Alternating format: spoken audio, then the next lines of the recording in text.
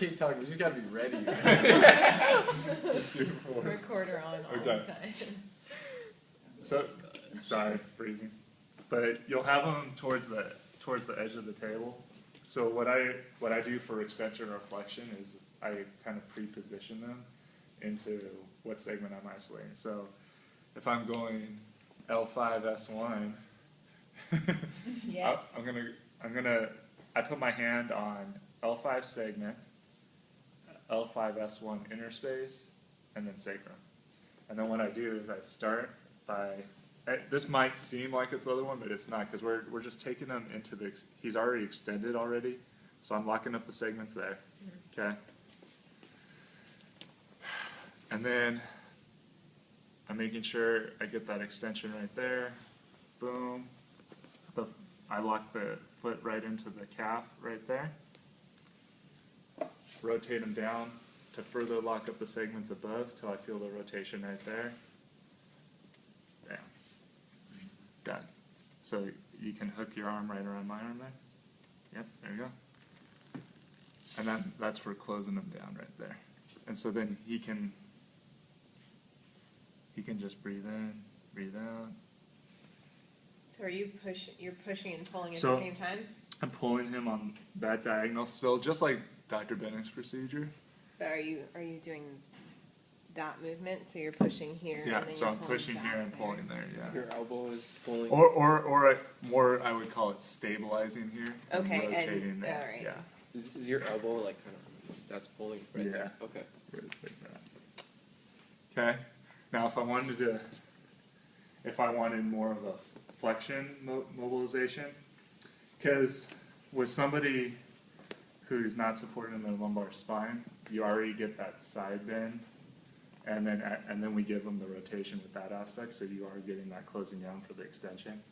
With this one, relax. Let me grab the towel. Sorry, probably don't know what to tell you, shirt. Since we have an abundance of towels in here. But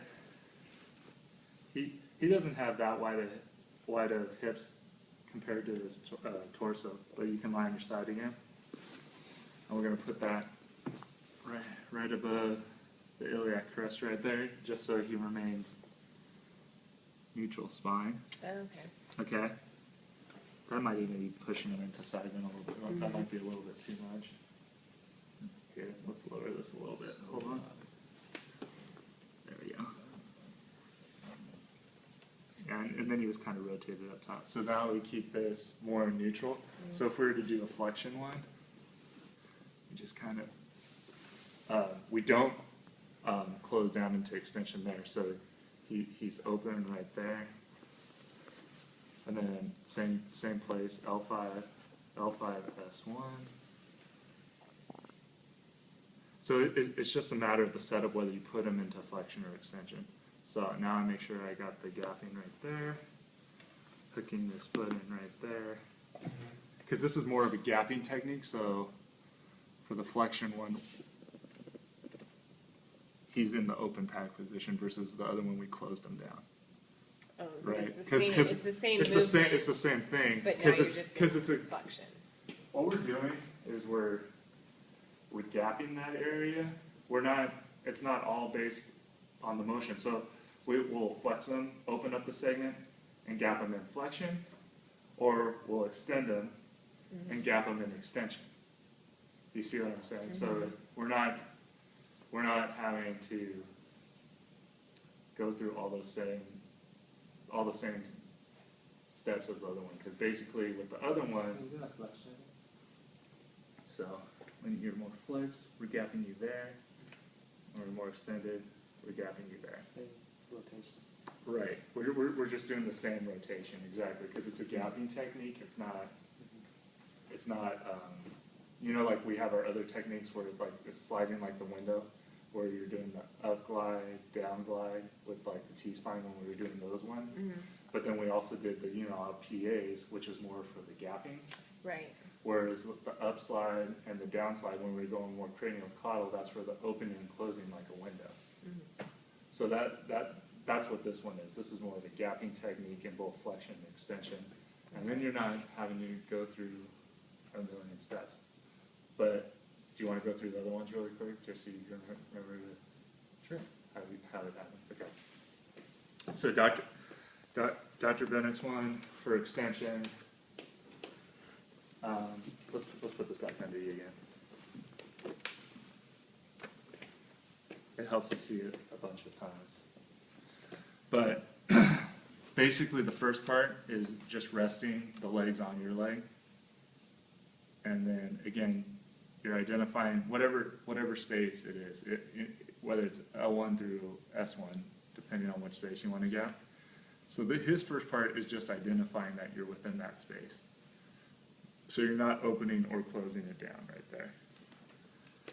He has you switching hands, staying in that space, and you're pulling them into extension, closing down that segment. He has him holding his hip, the neck right there, the neck. Oh, you can't. You have bicep restriction. Too swole. Too swole. So, and then we extend him down to that segment right there. He's switching hands again because now we're finishing it off by that extension and closing it down from the lower spot, the lower aspect. So we did upper extremity closing down, lower extremity closing down. Now his foot's there, okay? He's already rotated, but what he should have done is breathe in and breathe out, and then we would have rotated him right to there, and he was already kind of rotated down already. That's where he hooks that in, and you could do the internal rotation. And what this does is it pulls the pelvis into rotation along this plane, so therefore slipping S1 under L5 to be able to close that down. Does that make sense how that would gap as that comes along that plane? So you can do the contract relax for an internal rotation, which would further facilitate that rotation there. The other thing that you could do is you could come along right here, take your hand and push that pelvis into that rotation and get L5 to come over S1 right there. Or if that's uncomfortable for you, then you could use that. Now, is this the same one that you were doing before, but this one is just This is, more steps? it's very similar, Okay. but it goes through more steps. And then his flexion one, like But you're while achieving the same thing, correct? yeah, Okay. while I would put him just into flexion in this position to get that gapping, his flexion one's different because he takes into account the motions. I'm just going for the gapping into flexion, so I just position him into flexion, do the same technique. Right now, this one we position him to extension, so that one's pretty similar. His flexion technique, if you lie on your stomach, well, there's two other flexion techniques I didn't show you that I told you I'd show you as well. His flexion technique is if he's off the side, and looking this way. He's bending the knees, and then we're bringing him up and in.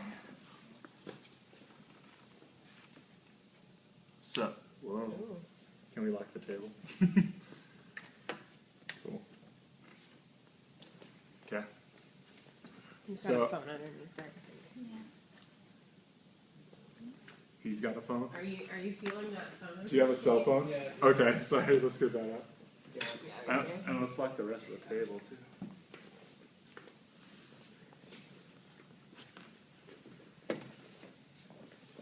There we go. Okay. So then he's rotated hand down that way.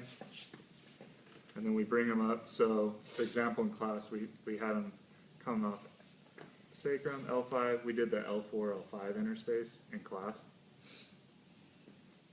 So we had it right So there. your fingers are actually on the spaces? Or on My middle finger is between L4 and L5. Okay, My other two fingers are, the bottom one's on L5, On the the top SPs. one's on the okay, L4 SP, yep. great. So we got them flexed to there, right? Switch my hands. Okay, right there. And then I'm gonna have him, he already kind of rotate a little bit, but we're gonna have him crunch, tuck his chin, and crunch down towards his legs till we take up the rest of the flexion there, which we did. So I felt this proximal segment begin to move. That's how I know I took up the space. And to take up the rest of the rotation, we have him reach down towards the floor. And then I felt that top space move right there. Okay. Last part. At the gap, you're dropping his feet off the end. And see, I'm not working very hard here. My legs supported, supporting his legs. And then we just gap, and he can push up against my hands and relax. And I can further gap that area. So you can see, if I bring it up this way, how it closes it down. And then how, if I drop it down that way, how that opens that up. Cool. Two other ways to do the flexion. You can see. So are we gonna be able to do all of these on the practical? Yeah. Okay. I mean, they're all fair game for me. Okay.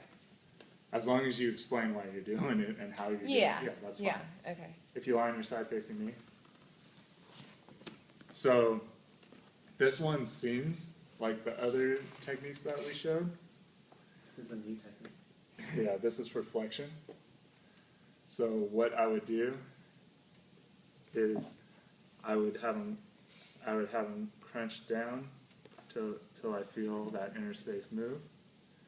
Then I would grab the back of my arm, the one that's holding me. Then I'd rotate them down to that segment. Okay. Okay, good.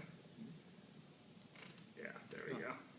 Actually, part of this has to do with the position of the table. That's how you sit up first.